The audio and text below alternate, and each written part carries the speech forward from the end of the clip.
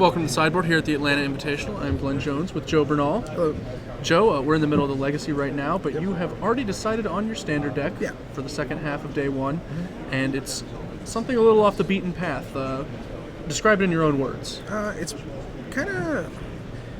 Esper Midrandge. It's kind of like the deck that I played before Return to Ravnica came out, like that Esper Midrandge deck.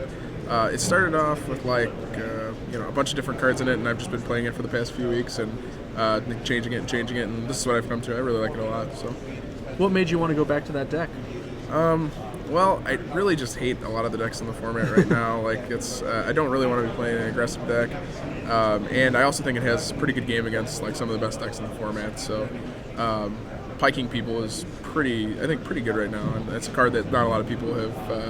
A lot of people don't remember that it's a card. So right, Runeshatter's Pike dominated standard for a relatively decent period of time, and then just sort of disappeared. And I think part of that was people started playing Rest in Peace as a sideboard card against Jund and all that, but recently it feels like people are actually transitioning away from Rest in Peace when they realize that they can't just pack 2 or 3 in the Jund deck, or the Junk deck will go away. You can't just Rest in Peace that deck and assume that it's going to die. They have acidic slimes and good threats and stuff like that. So just Rest in Peacing them isn't enough.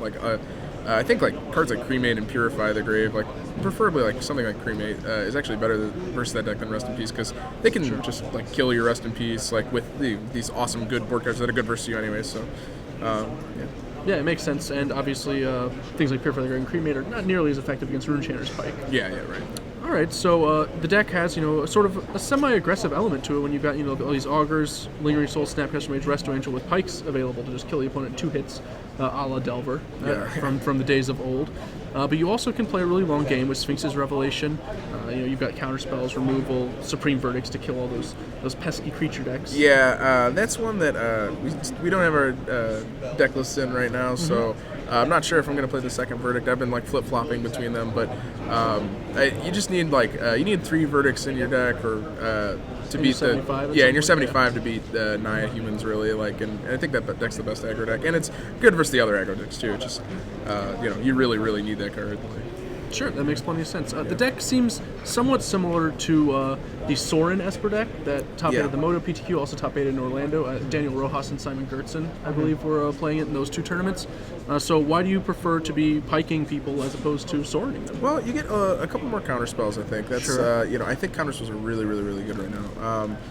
Not a lot. The Junk deck's mana base is really, really bad. If they start playing a bunch of Caverns, so. If you counter a couple spells out of them and just hit them with a pike a couple times, it's really good. And Sorin is a great card and everything like that, but it's not a instant sorcery for Augur, and I really like that card, obviously. I really just think that piking people is much better than putting a Sorin emblem into play. You can just put it on a flyer and kill them in 2 turns. That's exactly what I think the kind of card you want in this format. It's just really high impact card. So I have noticed a shift towards going in the air to win. The Sorin deck has Emblem and Lingering Souls. That's it's kind of a way to do that. Yeah. But the blue-white red decks are running Aurelia, the War Leader now to do the Restoration Angels. They're just trying to kill people in 2 hits too. So really, it seems like you're trying to do a lot of the same things, but using a different tool to get the job done. This deck actually resembles that deck a lot. The blue-white red deck with Aurelias in it, because this is basically your Aurelia in the deck, like you said. And it has a lot of the same numbers as far as removal and stuff like that. You have your Tragic Slips for Pillar Flames or Searing Spears, and then Azorius Charm, a couple of Supreme Verdicts here and there. Yeah, so it's pretty similar in a lot of ways, and almost exactly how it plays too. So. Are you what kind of a metagame, I guess I should say, are you expecting for the Invitational? Do you expect there to be a little less aggression, more control decks? I do. I really expect there to be just an infinite amount of Hallowed Fountain decks. They're usually the Invitationals have a lot of Hallowed Fountains in them. So I think this deck has good game versus most of the Hallowed Fountain decks. It's not an overwhelming advantage. It's just you have options, and that's kind of what I want in a tournament like this. I want to be able to play Magic as opposed to just losing to something. Sure.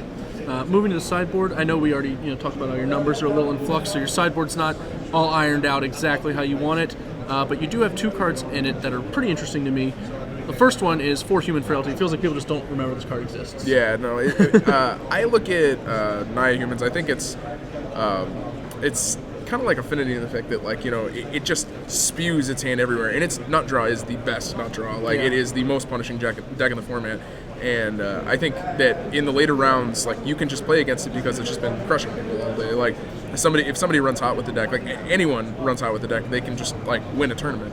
And that's just the power of the deck, like burning Emissary and stuff. So I always like to pack like a hate card for that type of deck because you can just randomly play against it in the later rounds. And Human Frailty is obviously just like the best one.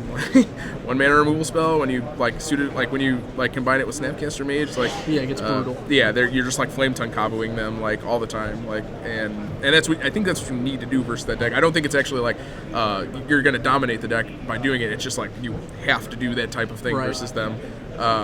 To Great actually, spell to reveal with Augur as well. Right. And you board out a lot of your like really bad cards versus that deck, like versus them. Like you don't want these pikes or these counter spells, so you have to have enough cards to board in versus them. So Human Frailty is definitely a direct hate card, but it's also decent versus the Aristocrat deck too, because they have like Silverblade Paladin, Knight of Infamy.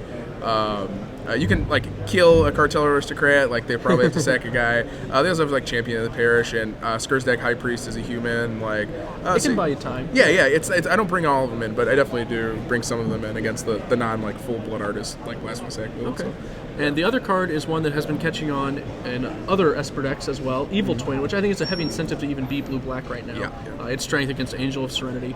Do you agree? Is that like one of the reasons you pulled in? Yeah, it's just that card is like I think just a phenomenal sideboard card right now in general. Like against all the Thragtusk decks, it just wins the Thragtusk mirror in your non-green deck. Like you just play it and start mutilating their Thragtusks, and then you could just like blink it with a Restoration Angel. It's turn it into something you're useful. just like, hey, I'm just gonna kill you now with something else, and it's pretty awesome. I've been really happy with it. I don't know exactly how many I'm gonna play today. I kind of wanted to get around the room and see get a general idea of what people are playing. So we'll find out. Again, not really sold on any of my numbers just yet. A few cards. So ironing things out. Well, Joe, I'm gonna go ahead and let you get to that. All right. Got a couple legacy rounds before the standard. Good luck. Okay, thank you.